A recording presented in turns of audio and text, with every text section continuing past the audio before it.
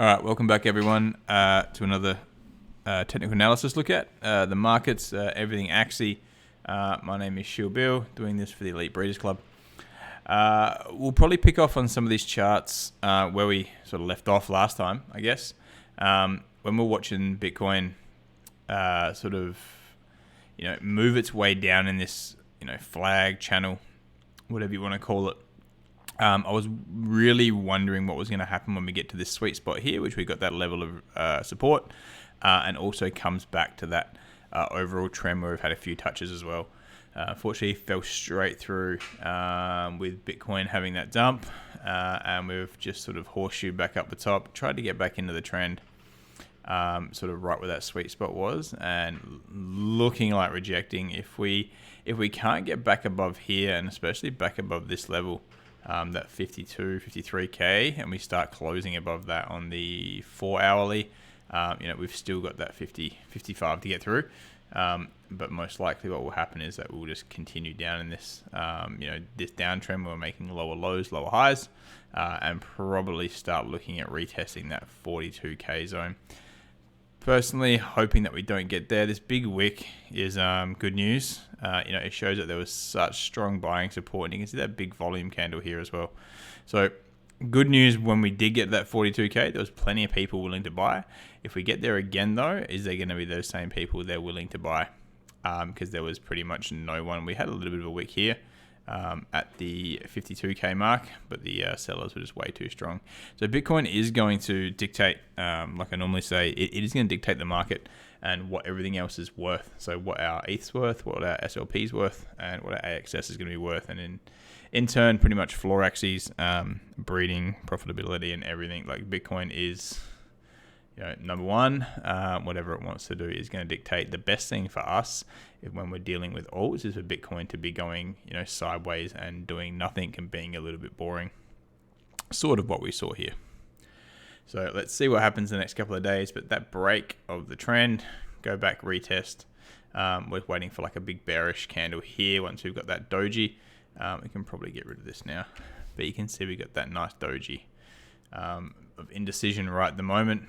Wicks the bottom. However, this one ends up being a bearish engulfing. My next target back is retesting that 42k zone. ETH BTC, super bullish. We'll try and get through these charts pretty quick, and then we'll have a bit of a chat what's going on with this new SLP breed cost. Got another notepad up and sort of having a look at what I'm doing at the moment. So this on that downwards channel here, and then we've broken that. This is where I've been drawing. Wanted to see that rejection here, that low higher low, and then push through and then retest. And we had that another little flag as well. And currently trading 0.086 BTC, which is what's pretty much gonna give us the US dollar value on ETH. So even if Bitcoin dumps, as long as ETH beats Bitcoin more than Bitcoin dumps in dollars, this USD pairing is still going to go up. All right, so let's have a look. SLP ETH still looks terrible. If we're going on the 4 hour, I need to just look at that on the daily. We've had this massive spike today from that news.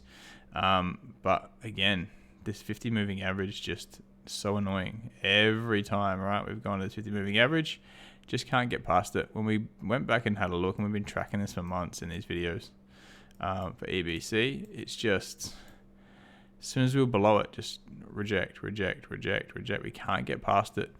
Got so close here in this consolidation, and then has just all this selling pressure from the burn versus mint. Has just, and especially opening up the decks now. We've got the in Katana, it's got the ETH and SLP pairing, which a lot of people are probably selling their SLP for ETH to then buy new breeds and things like that, which is probably happening more now that season 19 and everyone can't really use their aquas as much or need to find themselves a new breed farm. Managers anyway. So this is one of the ones I popped up in the EBC members group. So if you aren't a member, some other added bonuses here. just popped it up. We were sitting at, let's have a look. RSI was at like 6.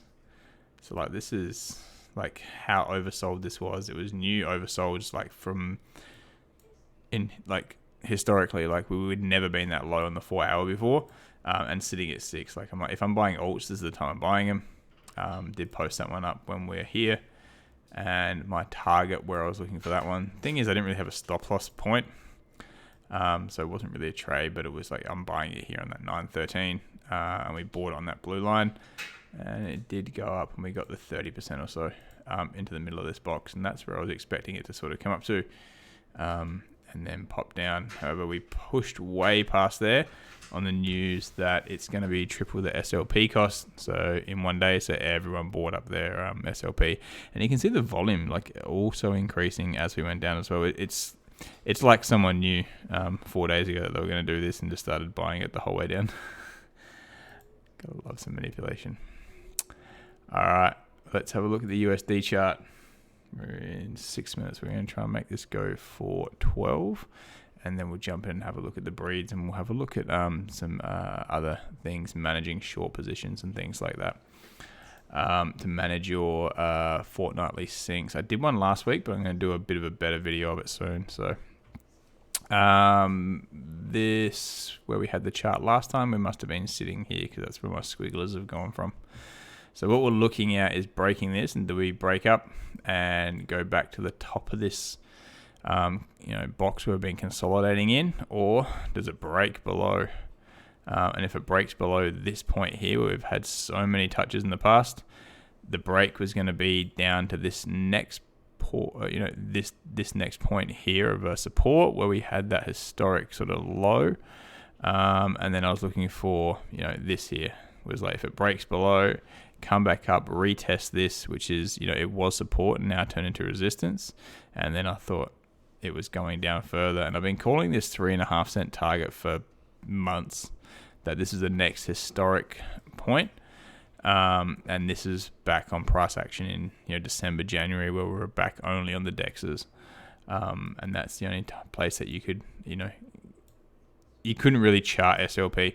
And it was, 3.5 cents was a pretty strong support level back then. So still watching this. If we bottom on 3.5 cents, I'm going to feel like a bit of a genius. But it's looking pretty good, right? Massive doji wicks to the bottom. We wicked down to that 3.5 twice. Just got to see where this closes. We've got like 14 hours left. I would love to see a solid close back close to that 5 cent mark.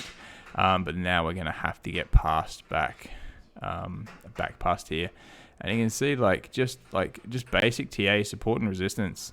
It's just like these are the zones that SLP is trading between, right? We knew that was the historical. It came back wicked, came back double bottom. Like this is the spot to be buying it on that double bottom, especially when the ETH pairing was sitting at like 6 RSI at this point. It came back up, holding this, and where have we gone to? Like directly back to resistance, where we've got structure. This is the same bottom of the box from back here, where we've got structure. So like, it is a utility coin. People are still trading it though, right? So like, they're trading between there and there. You can get leverage on OKX. If you're getting 30% or whatever you're getting from these two, 40%, you can take leverage on that as well. So. Basic TA, don't really look at patterns and things like that, but mostly what I use TA for with SLP is just basic support and resistance. Like, where am I buying it? Where am I looking to sell? Like, where am I looking to get rid of my fortnightly claims? Where am I looking to hedge and lock in a price for my next fortnightly claim if I think we are most likely going to be heading back down again, and I can lock in a nice price for that month. AXS, that's the BTC version, had a bit of a pump today as well. This is back in the last video here, and we were just consolidating. It must have been around here in that box, and we just never got that next leg up. This was BTC's big sell-off, so we did fall out of that box. Now we're falling back again. The news gave us a bit today, and we're kind of creating that little bit of new market structure here.